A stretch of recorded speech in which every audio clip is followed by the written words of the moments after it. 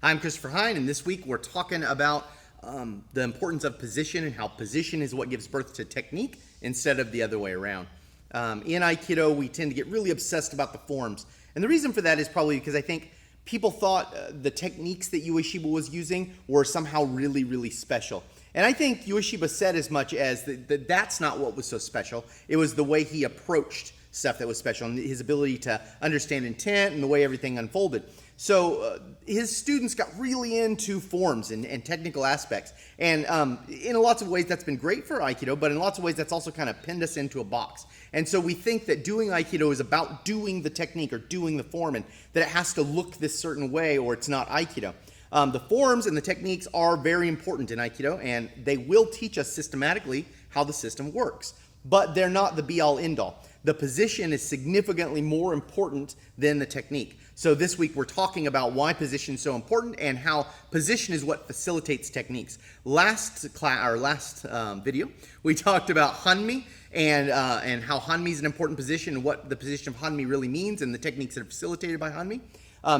Today we're going to talk about Hitoemi, so the side-by-side position and what that means, and the techniques that naturally come out of Hitoemi. So I'm going to get Josh over here, and we're going to do the work for you guys. Josh?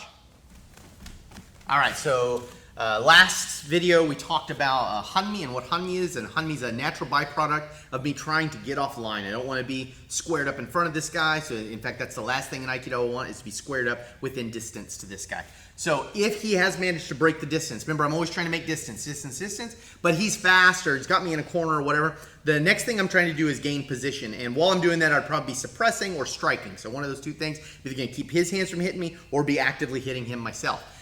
As I'm coming off, the first position I'll hit is Hanmi. And Hanmi just means half-bodied position. So I'm starting to get to one half of his body. Whereas here, I'm squared up with him, but the first time I start to move over here, now I'm starting to move to half of his body. And that half of his body will be all the way until I get side by side with him, right? So if we stand up here side by side. So all the way till I get here, and this is what we call Hitoemi. There's three variations of Hitoemi. This is I Hitoemi, because we're facing the same direction. It could be Chokaku Hitoemi, so at a 90 degree to him. Or if I turned around, that would be Gyaku Hitoemi, so I'm just facing the opposite direction. So those kind of things could naturally arise because of all kinds of stuff. In Aikido, we look at this variation a lot because the idea is I'm generally going to be using my Irimi Tenkan, my two-step, to get myself to this position if things are turning bad for me, right? So I'm trying to turn into there. So meaning that, if we're here and he was coming to my back, I'm going to use my Irimi Tenkan to try and push into this Hitoemi position. So I'm really using, that's why two-step is so important, because it pushes us into this side-by-side position right here. Okay, now, in this side-by-side position, Josh is probably already coming in here, and that's what I don't want, right? So he's coming back in there to attack me. So what am I going to do? First line of options, I'm probably going to strike. So as this guy's coming into there, I'm going to hit him. Now look, if that works really well, if I just hit him and he was done for, great. If I hit him and knocked him back, but he's still a little on balance, I can step through this and we get a Kokyunage. So to nudge him a little further away from me, Kokyunage comes up. Okay, what happens if he blocks his face? So if we come here and he blocks his face with we can show you with either hand, but he comes up here and I go boom, and that's the natural hand to come up. Then what's going to happen is we get Ikkyo and that whole set we talked from the last time. What happens if he brings up this inside hand?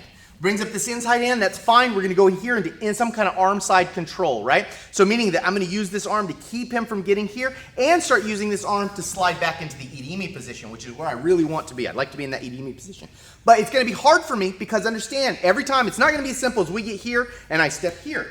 Because when we get here, he's pushing this way. So when I step here, you see he's no longer there. I don't have Irimi. In fact, I just lost position because if you look at this, we're now in the Hanmi position. So I lost my Hitoemi, which was good, and had to go to an Irimi. So a lot of times I'm not just going to be able to simply slide back there. The forms make us think, oh, you're just going to slide back there.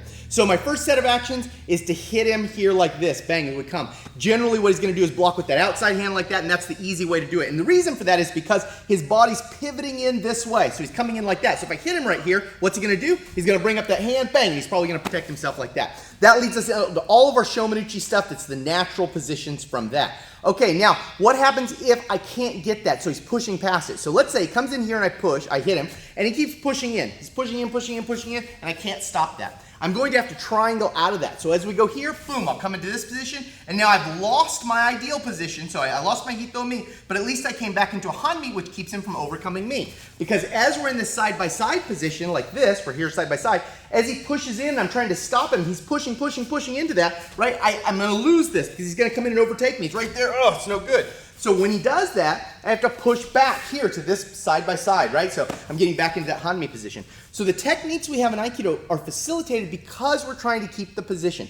So if I'm using Ikkyo or Kaitenage or any one of these positions, the reason I'm doing that is because I'm trying to keep the position that I have. I'm not going to a position so I can do a technique to him. Doing a technique to him is asinine, right? This guy's stronger and better and faster and more skilled. So trying to do something to him is almost never going to work out. The reason I have those techniques is because I managed to get a superior position and I'm just trying to keep that superior position so I can re-distance and get out of there. I'm Christopher Hine, the Aikido Fresno. Thanks for watching.